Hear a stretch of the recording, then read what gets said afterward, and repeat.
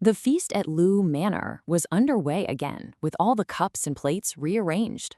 For Yang Guo, who had really known a lifetime of injustice and humiliation, this was, well, it was a moment of triumph. He had done a great service to the martial world, and now you could see it in their eyes. Everyone saw him differently. His pride was just immense. But there was a deeper joy filling him, because after such a long, painful yearning, he was finally reunited with Xiaolongnu. All the misunderstandings had just vanished, and their feelings for each other were in perfect, harmonious rhythm. And Xiaolongnu, she could see that pure joy on Yang Guo's face. She knew it wasn't just because their separation was over, but it was also his pride in having driven away the Golden Wheel monk. Huangrong, who had actually grown quite fond of her, held her hand, asking these gentle questions and inviting her to sit at the main table. But Xiaolongnu's eyes, they were only for Yang Guo, who was seated so far away between Guojing and another master. So without a second thought, she just waved and called out to him. Now, Yang Guo was very aware of the social rules, the separation between men and women. In that initial joy of seeing her again, he'd completely forgotten. But now, under so many watchful eyes, he felt their affection might seem a little improper. Hearing her call, a blush crept up his face. He just smiled gently, not moving from his spot. So she called again, and her fine brows furrowed just slightly. "I want you to sit next to me," she said. And seeing that tiny hint of displeasure, Yang Guo's heart just skipped. For that lovely frown, he felt he would willingly be ground to dust. He immediately stood up and walked right to her side. Just as Guafu and the Wu brothers were about to leave, Guojing called out to his daughter. He then turned to Huangrong, his voice just filled with pride for Yang Guo's character and everything he'd done. Huangrong agreed, admitting that she had misjudged the young man. Overjoyed, Guojing then turned his attention to Xiaolongnu. He started talking about the deep, generational bond between their families, and then, with a broad, confident smile, he declared his intention to betroth his daughter to her disciple. Before Xiaolongnu could even process what he'd said, Yang Guo was already on his feet. He bowed deeply to Guojing and Huangrong. He spoke of his immeasurable gratitude, a debt of kindness he felt he could never hope to repay.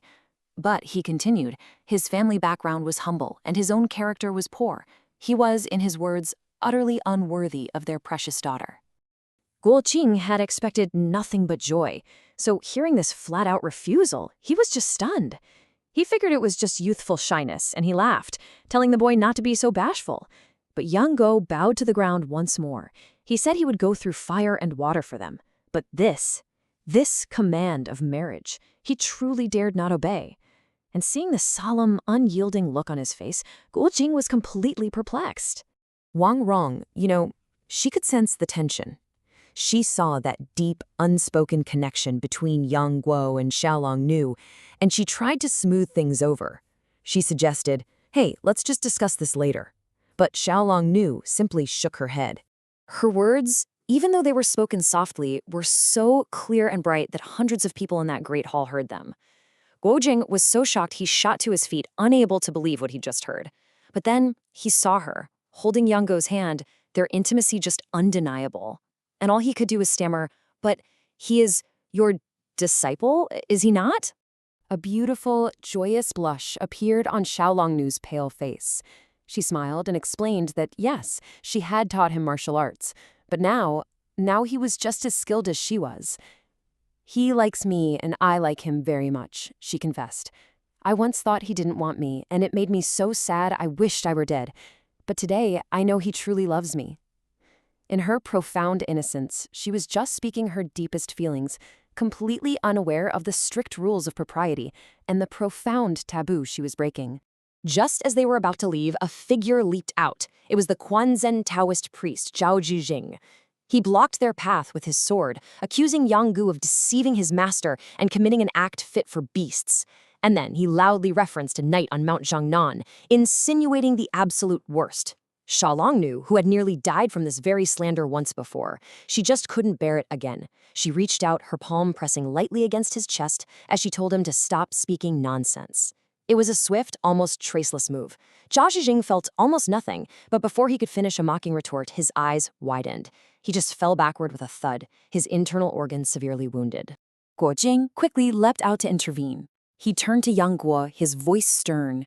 Stand firm and be a good person, he urged him. Do not bring ruin upon your own name.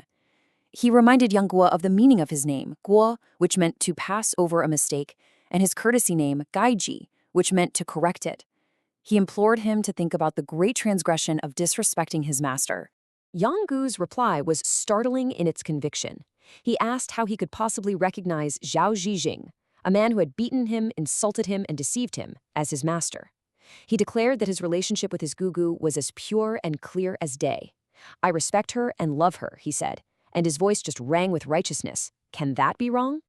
Now, to Guo Zheng, who revered his masters above all else, this was just unthinkable. His anger surged. Then he heard Yang Guo defiantly say, Gugu taught me martial arts, but I insist on making her my wife. You can slice me into 1,000 pieces, but I will still have her as my wife. These words were utterly shocking. For a student to marry his master was, in their eyes, a transgression on the same level as marrying one's own mother. Guo Zheng's anger boiled over, and he lunged forward, grabbing Yang Guo by the chest. Even though he was seized and powerless, Yang Guo felt absolutely no fear. He declared that his intentions were unchanging for all eternity. Guo Zheng, who saw him as a son, said he wouldn't allow him to do wrong without repenting. But Yang Guo cried out, I've done nothing wrong. I haven't done evil. I haven't harmed anyone. Even if you grind my body to dust, I will marry my gugu and never be separated from her for the rest of my life. Hearing Yang Guo's vow, Xiaolongnu's soul felt faint with emotion. She silently vowed the exact same thing in her own heart. Seeing Guo Jing raise his hand to strike, she rushed to Yang Guo's side. She stood right beside him, declaring loudly, I must marry him. You might as well kill me too. And Guo Jing's left palm just hesitated in midair. He looked at Yang Guo's face, at that tight-set jaw and furrowed brows, and he was painfully reminded of another defiant face, his father's, Yang Kong. A wave of sorrow just washed over him. With a long, heavy sigh, his right hand released its grip on Yang Guo's collar. Go, he said, his voice just filled with utter disappointment. Go and think it over. And with that, he turned, walked back to his seat, and he did not look at them again. So Yang Guo and Xiaolongnu walked out hand in hand into the deep night. Reunited after so long and finally far from all the clamor, they forgot the fight entirely. It really felt as if this moment was the pinnacle of existence. Their souls connected, they walked in perfect silence. No words were needed. They came to a willow tree and just sat down beneath its shade, leaning against the trunk until, gradually, they fell into a deep and peaceful sleep. The next evening, they found themselves staying at a small inn. After dinner, Huangrong sent her daughter away and called Xiaolongnu into her room. She gently combed the girl's soft, dark hair as she spoke. She could see Xiaolongnu's pure innocence, her complete ignorance of the world, and she asked, You like Guo very much, don't you? And Xiaolongnu just smiled. Yes. Why won't you let him be with me? Huangrong tried to explain that the world would look down on them, but Xiaolongnu simply replied that she didn't care. But they will look down on Yang Guo too, Huangrong countered. Xiaolongnu happily explained they would just live together where no one could see them, in a large ancient tomb. Huangrong was taken aback. Will you truly live inside a tomb for the rest of your lives, she asked. Xiaolongnu said yes, that people outside were strange. Huangrong sighed. Guo has wandered the world since he was a child. Cooped up in a tomb, won't he eventually get bored? Xiaolongnu had been feeling utterly joyful, but upon hearing those words, her heart just sank. She went to Yang Guo's room and asked him. Later that night, she woke him up and asked him again, If we live in the ancient tomb, after many years, will you think of the bustling world outside? Will you grow weary? Yang Guo found the questions difficult. It was easy to just say he would never be bored, but he had never lied to her. So after a moment's hesitation, he replied, Gugu, if we get bored, we can just come out together. Xiaolongnu didn't say anything more, but she thought, Lady Guo was right. In the future, he will grow bored. He'll want to leave, and everyone will look down on him. What joy will he have in life? She believed she was a bad woman, that being with her would only cause him misery. After a long while, she heard the steady rhythm of his breathing and knew he was asleep. Quietly, she rose and walked to the bedside, just gazing at his handsome face. Her heart ached, and tears began to fall. The next morning, Yang Guo awoke to find a damp patch on his shoulder. Xiaolongnu was not in the room. He sat up and saw, on the table, a line of delicate characters that had been carved with a golden needle. The message read, "Take care of yourself. When you think of me, don't be sad."